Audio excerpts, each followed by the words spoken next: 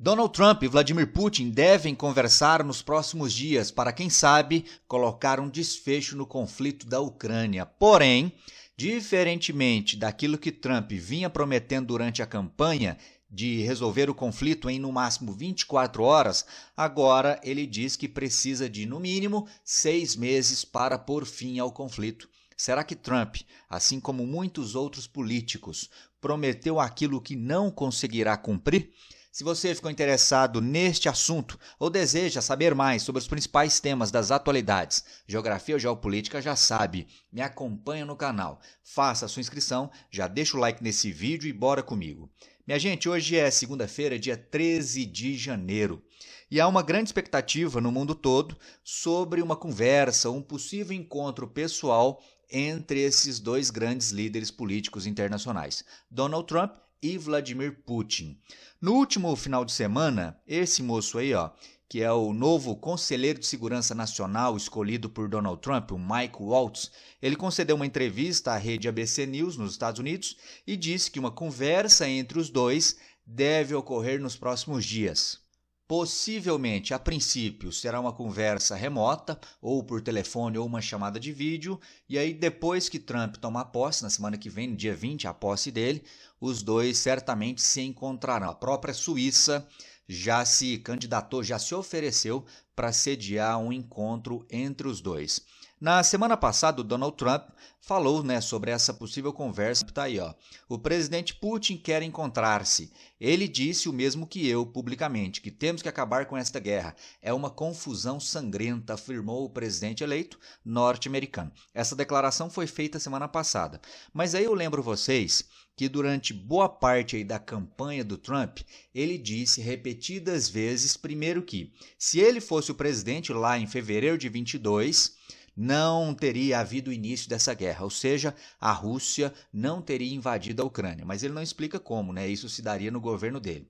E em diferentes ocasiões, ele afirmou também que resolveria o conflito logo depois de eleito, ou seja, antes mesmo de tomar posse. E em outras declarações, ele falou que resolveria o conflito em 24 horas. Está aí uma dessas manchetes, Nesse caso aqui é do dia 5 de março, dá uma olhada. Trump diz que acabaria com a guerra da Ucrânia em um dia. Sei o que dizer a eles. Então isso é um exemplo, essa frase é um exemplo daquilo que Trump vinha falando ao longo da campanha. E aí, gente, aquele negócio, Durante a campanha, para se elegerem, os políticos falam qualquer coisa. Se deixar, eles vendem até a mãe, prometem mundos e fundos. E aí, uma vez eleito, uma vez no poder, aí a realidade bate a porta. Muitas das vezes, aquilo que foi prometido lá em campanha torna-se impossível de se materializar na prática. Aparentemente, é o que vai acontecer com a guerra entre Rússia e Ucrânia. Dificilmente teremos um desfecho do conflito tão rapidamente aí nos próximos dias, semanas ou meses. Dá uma olhada aqui no que já sinalizou o governo Trump na última semana. Europa, a União Europeia, portanto, vê sinal de apoio a Kiev, apoio dos Estados Unidos à Ucrânia, portanto, após Trump rever prazo para encerrar a guerra da Ucrânia. Presidente eleito dos Estados Unidos fala em 6 meses para acabar com o conflito, após prometer resolvê-lo em 24 horas depois da posse. Ele ainda falou mais, ele diz que essa guerra pode se agravar e ficar muito pior do que está agora, aí declaração do Trump. E aí, pessoal, eu quero fazer com vocês a seguinte reflexão. No meu ponto de vista, você pode discordar de mim, viu? Se discordar, você escreve aí nos comentários. No meu ponto de vista, o Trump lá atrás, quando prometeu acabar com o conflito em pouco tempo, em 24 horas, por exemplo, ele acabou jogando uma grande responsabilidade para ele próprio em relação ao conflito. Quem adorou esse tipo de declaração? A Rússia, de Vladimir Putin. Porque quando o Trump diz que vai acabar com o conflito, ele passa a ser o principal responsável por pôr fim ao conflito. E aí, diante dessa situação, dessa declaração, a Rússia passa a se encontrar numa situação de maior conforto para negociar o fim do conflito. Como assim maior conforto, maior comodidade? O Putin, então, ele diz o seguinte para o novo governo americano, você se comprometeu a acabar com a guerra. Se você agora não acabar com a guerra, não conseguir resolver a guerra, você então vai passar de mentiroso ou terá aí uma mácula no seu governo como tendo sido alguém que não resolveu o conflito. E o Trump quer sim resolver o conflito. Já imaginou para o Trump, tanto que é maravilhoso, ele poder afirmar que foi no governo dele, graças a ele, que teve fim o conflito entre Rússia e Ucrânia? Pois então, quando ele declara que vai acabar com a guerra, a Rússia, então, sabendo que os Estados Unidos são os maiores fiadores, os maiores apoiadores da Ucrânia, a Rússia passa a exigir ainda mais condições para retirar suas tropas ou para deixar de atacar os ucranianos. Entre essas exigências está, por exemplo, o fim total do apoio financeiro bélico que os Estados Unidos dão à Ucrânia. Uma vez que o novo governo não cumpre essas exigências da Rússia, corre-se o risco desse novo governo Trump, ficar com a mancha de não ter conseguido resolver o conflito, de então passar por uma falsa promessa de campanha. Mas o que você pensa em relação a isso? Acha que faz sentido esse tipo de raciocínio? Escreve aí para mim.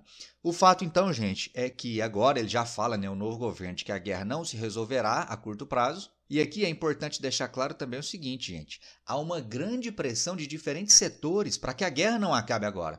Primeiro, dos próprios países europeus. Os países europeus querem que a Rússia saia derrotada da guerra, porque se a Rússia não sair derrotada, há o temor por parte da União Europeia que daqui a pouco, daqui a alguns anos, Vladimir Putin lance os seus tentáculos, promova invasões contra outros territórios ali do leste europeu. Então é um medo que a Europa não quer correr. E a segunda pressão, gente, é do próprio lobby das indústrias bélicas dos Estados Unidos. As guerras rendem muitos dólares para os Estados Unidos, é assim há pelo menos 100 anos.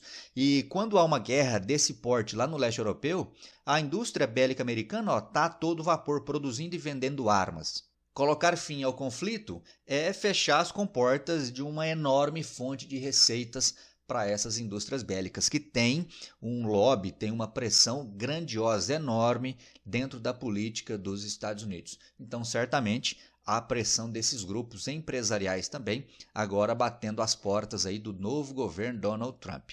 Beleza? Mas, de novo, conta para mim o que você pensa em relação a esse tema. Enquanto isso, a guerra segue o seu curso normal, infelizmente. Nesse domingo, melhor dizendo, a Rússia, dá uma olhada, anunciou ter dominado 2 novos territórios no leste da Ucrânia. Os territórios de Yantarny, na região de Donetsk, e Kalinov, na região de Kharkiv, informou o Ministério da Defesa russo neste domingo, dia 12. Então, mais 2 territórios, um aqui em Donetsk e um em Kharkiv, mais ao norte. Kharkiv, que está bem próximo a Kursk. Kursk, que é o território russo invadido pelos ucranianos lá em agosto do ano passado e que a Ucrânia ainda exerce controle, mesmo que de maneira parcial, ou seja, a Rússia não conseguiu retomar o controle sobre Kursk. Então, ao mesmo tempo que a Rússia avança no leste, a Rússia não conseguiu retomar o território de Kursk. Tanto é que nesse final de semana a Ucrânia afirmou ter capturado, divulgou as imagens inclusive, 2 soldados norte-coreanos que estariam lutando ao lado dos russos na região de Kursk. E aí, no sábado, o Volodymyr Zelensky escreveu na sua rede social, no X, o seguinte: a Ucrânia está disposta a entregar ao líder norte-coreano Kim Jong-un seus soldados, se puder organizar uma troca com nossos combatentes detidos na Rússia. Então, o Zelensky está aí propondo ao Kim Jong-un uma troca de prisioneiros, a liberação desses 2 norte-coreanos em troca de soldados ucranianos presos lá na Rússia. Acredito que o Kim não esteja muito preocupado com esses 2 soldados. Assim como, na maioria das vezes, nenhum líder preocupa-se com seus combatentes lá no fronte de batalha. Acho que o Zelensky também não está muito preocupado com os milhares de jovens ucranianos que já morreram no conflito, assim como o Putin não está, assim como o Kim não está e nenhum outro líder durante um conflito costuma estar. Beleza, minha gente? Então é isso aí, espero que você tenha gostado desse vídeo. Se sim, deixa o like, se não, deixa o dislike, comenta, confira as informações presentes aqui na descrição desse vídeo e nos vemos no próximo. Um forte abraço e até lá, valeu!